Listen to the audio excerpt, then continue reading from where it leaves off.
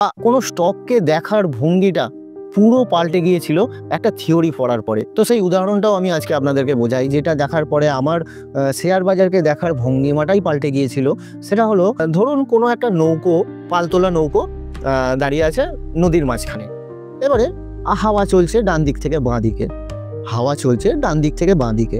তাহলে নৌকোটা কোন দিকে যাবে? নৌকাটা ডান দিক থেকে বাঁ দিকেই যাবে, অবভিয়াসলি ডান দিক থেকে বাঁ দিকেই যাবে যেদিকে হাওয়া চলছে।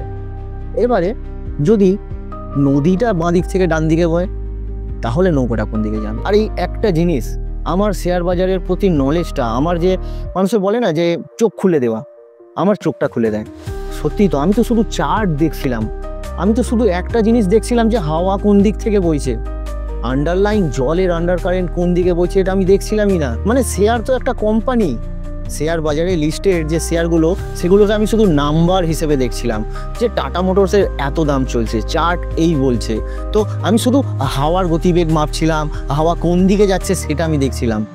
ভেতরে আন্ডারলাইন কি চলছে, ফান্ডামেন্টাল কি বলছে, শেয়ারের ফান্ডামেন্টাল যদি ঠিক না থাকে, তাহলে কি শুধু হাওয়ার গতিবেগে একটা শেয়ারের দামকে তুলে দেওয়া সম্ভব? এবারে যদি হাওয়াও ডান দিক থেকে বাঁ দিকে বইছে আর নিচের আন্ডার কারেন্টও ডান দিক থেকে বাঁ দিকে বইছে, তখন স্টকের যে গতিবেগ হয়, তখন যে প্রফিট আপনাকে দেয়, সেই প্রফিট আপনাকে কখনো কেউ দেবে না।